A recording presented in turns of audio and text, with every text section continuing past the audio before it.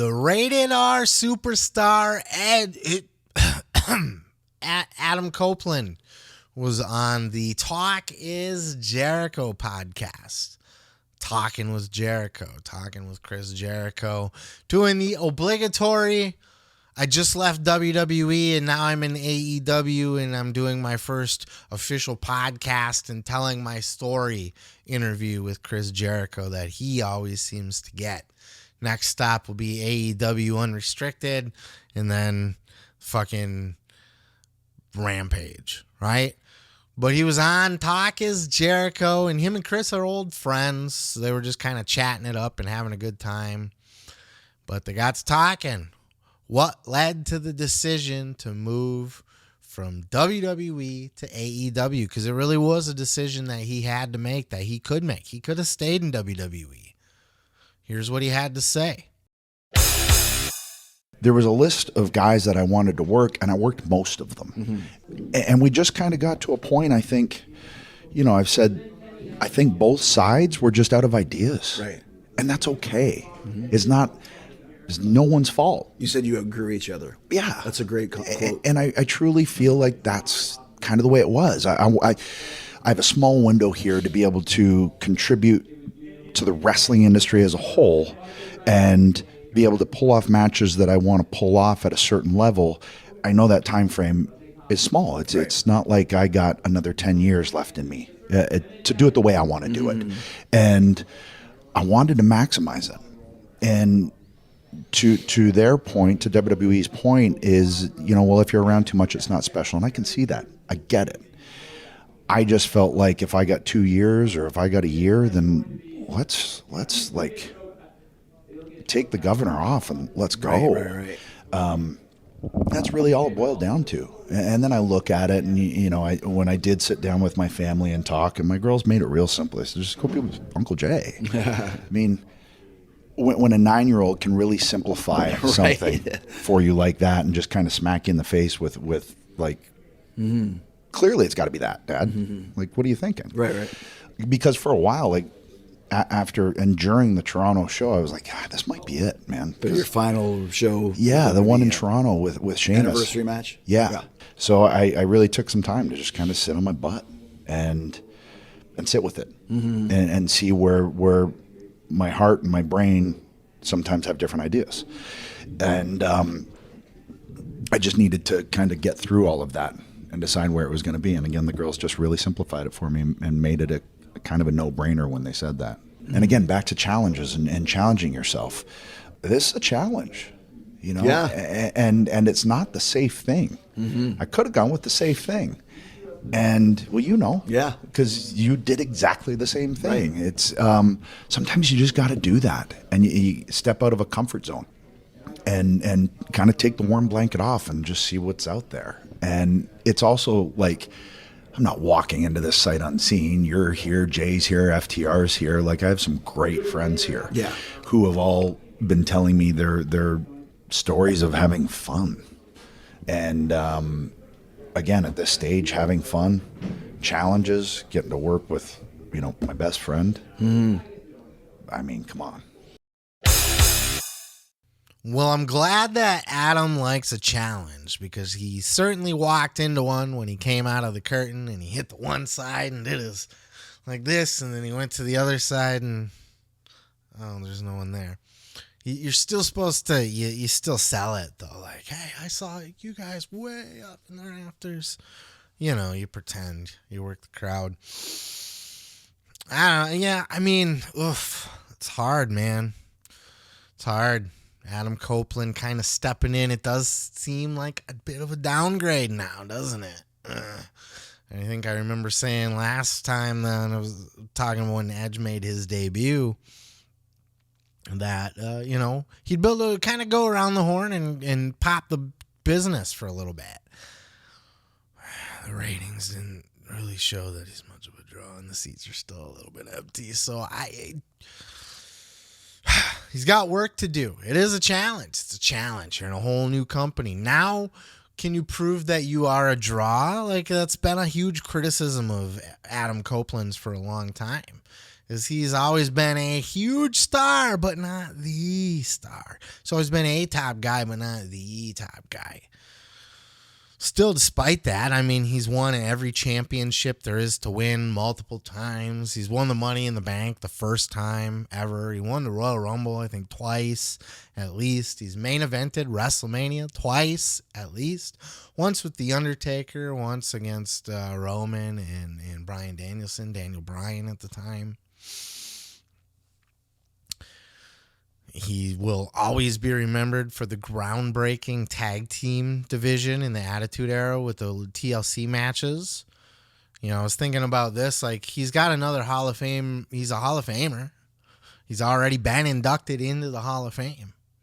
He'll get another. He'll be a 2-time Hall of Famer. Mark my words, because Edge and Christian are going in as a tag team. Why? Because Christian's not going to go in on his own. At least not yet. Maybe way in the future when they're really hurting for people. But for now, Christian's probably not going in on his own, but he'll go in as a tag team.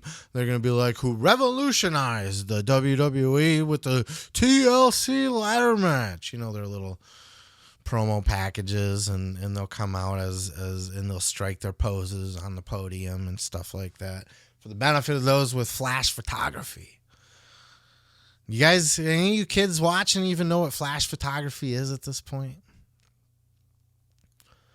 Some say that wrestling was better back in the day because you could get the scenes of the crowd, the people in the crowd. You could see the flashes going off in the crowd when big moves happen and stuff. Times have changed. Times have changed. We're in a different time.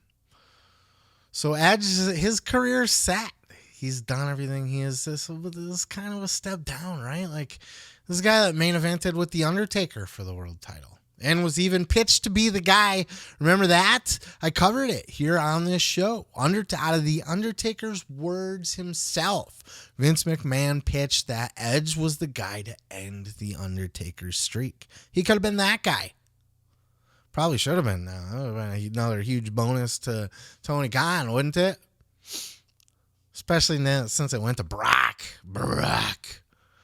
I mean, Edge turned it down because he thought it should have went to some young up-and-comer who needed it, like a Roman, who wasn't even around at the time. You know, like Roman would have became. So they gave it to Brock Lesnar, who's believable, but who needs it, right? He's got an uphill battle. He's got a lot of work to do. I think his storyline's really good. I think the work he's doing with Christian is great right now. I think it's compelling. It really is. They had me hooked as soon as Christian hugged him and then said, go fuck yourself. I was in. Because he didn't, there was no attack. He walked away. There's no confrontation. And Adam did say in this interview with Chris that he believes that a long-term story can still be told, that he believes in long-term stories. And he also said that he needed to do his first story with Christian, that the fans would have been like, how could you come into this company and not be involved with Christian in some way, shape, or form? You have to, right? You kind of gotta. So as long as they don't fucking try to do a TLC match against the Hardy Boys, I think we'll be... you're fine.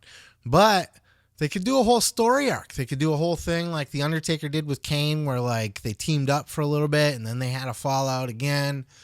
Before they actually have their match, they could end up doing. I'm not going to say here in fantasy book, but you get the point. They could do a really long, drawn out thing, and it seems to be that's where he wants to go. And more power to him. It's an uphill battle. He is now tasked with replacing Punk, with being a guy who can draw. He needs to be a game changer for AEW. I think it's a 1-2 punch, though, because I think Punk was a heavy hitter and Jade was a really strong character. And regardless of her value in AEW at the time, she's 10 times the value in WWE now, right? Especially the way they parade her around with everybody. There's that picture floating around of her, Paul Heyman standing behind her. Oh my God. He's looking at her like, Jesus Christ, this girl's money. You know what I mean? And then that face-to-face with Charlotte on SmackDown. My God. They know what they're doing. They're parading her around everywhere as this big fucking deal, giving her face-to-faces with everybody, getting all the pops, getting all the what could be. I actually like that introduction. I actually like that. I was a little sad when on Fastlane when her debut was to be backstage. I thought that was really stupid. I would have had her come out and interrupt somebody or would have made a big debut on a big show. But you know what? They are actually making her look like a big star.